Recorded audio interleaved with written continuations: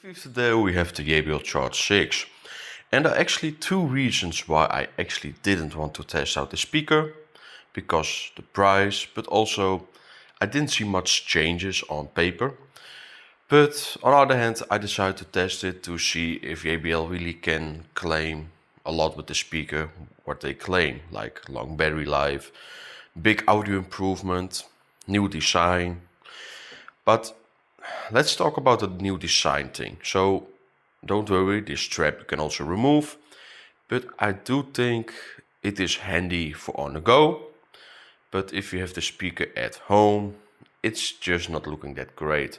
I also noticed this material where it is like hooking up is pretty thin and pretty, not very strong feeling. So even though it works, I would not trust this carrying strap to move it around extremely.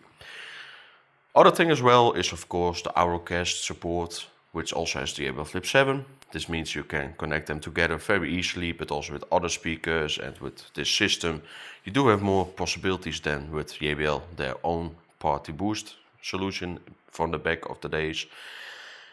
But I don't think necessarily the marketing around it is big needed. So it works, it is better than party boost, but it's not, in my opinion, the biggest thing on the speaker.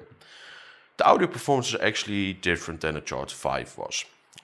I'm not saying it's much better, but they at least did try to not boost the treble too much this time. So with the Charge 5 and also with the Flip 6, they sounded fine, but they had this pretty harsh treble boost, which JBL also had on some party box speakers. I'm happy that on the Charge 6 and also on the Flip 7, which I will make a video about later on, has been eliminated almost. So this means only on higher volume you have a bit of a harshness in the treble support, but overall the performance is done solid. And you can also use a custom EQ, and with the custom EQ you can still boost treble, but still it stays pretty alright in your audio experience. What I don't really get is the chill EQ, the energetic EQ, and also the vocal EQ. They sound pretty bad. So the only EQ that sounds alright is from JBL themselves. And of course, if you really want to improve the audio for your personal preference, you can use a custom EQ. But I did notice if you use a custom EQ on the JBL, it sounds a bit like if you use an EQ from your phone. The audio drops a bit and you do hear a bit of kicking around in the equalizing. So this means that it does support custom EQ, but you can clearly hear that the factory settings from the drivers or from the DSP built in are still trying to give their own output. So keep that in mind. Also Flip 7 has this a bit. So if you want the most loudness and the less of issues, the normal EQ is the best. So without further ado, let's just talk about the app. The app is simple, typical JBL. You can adjust the EQ, you can install a custom EQ, and of course software updates. But outside of that, it's pretty simple app and not a lot of functionality. So it's still a Bluetooth speaker, because if you have the Wi-Fi version, you then have more options in the other app from JBL. But maybe with the Charge 5 that did the Wi-Fi edition, there will also be a Wi-Fi edition from this Charge 6 in the future. So the audio side is not bad. It's really a solid audio performer, and the design, it reminds a bit of the Extreme 4 and also a bit of a mix still from the Charge 5. One thing I do like a lot about this new design is they include a better feed underneath. So with the Charge 5 the feed was a bit flimsy and not that steady even. And with this one you can definitely feel it, because of the two feeds it really has a steady placement. Also something I pretty much like is that it supports now USB-C audio. And JBL really marketed it as lossless audio and something new, something incredible. But Xiaomi, UB Plus, even some other brands also have USB audio, and they don't really marketing a lot about it. So not sure why JBL does it, but at least it does have it. The downside about this is that because it only has one USB Type-C port, this means you either charge it or use it for USB audio. Sadly, you can't do both at the same time, unless you have it to a laptop or a very powerful phone, which also gives some juice to the speaker. But overall, I do think two USB Type-C ports could have been better. Some other speakers do this as well. For example, the C-Lot speakers, they have like 2 USB-C ports, one for charging and one to charge your phone and so on. Yeah, that's just a bit of a downside about the speaker. So let's just go into those audio samples. Again, I used the normal EQ, no EQs, no filters, no anything else. So let's go to those.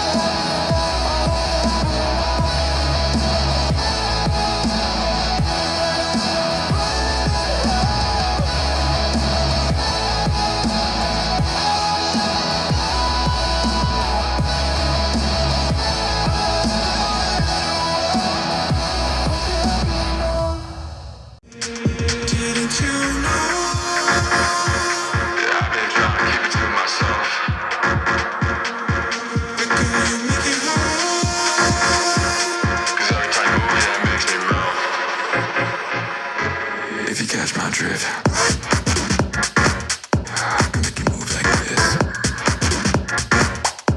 If you catch my drift, make you move like this. If you catch my drift, make you move like this. If you catch my drift, make you move like this.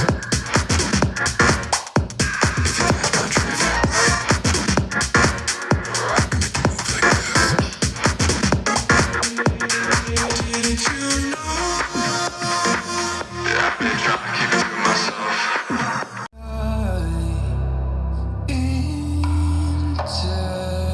Intertwine, darling, you and I.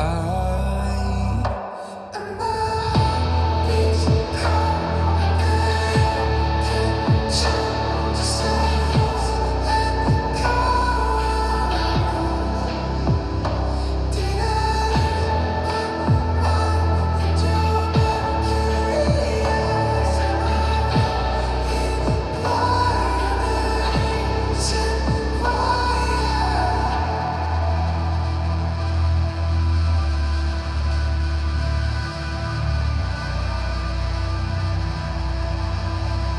I'm just so fed up with these expectations, they keep weighing me down.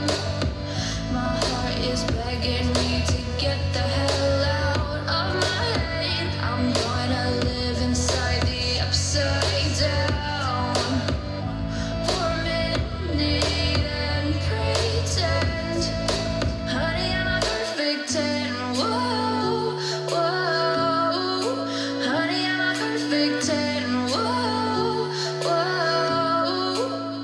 and if I say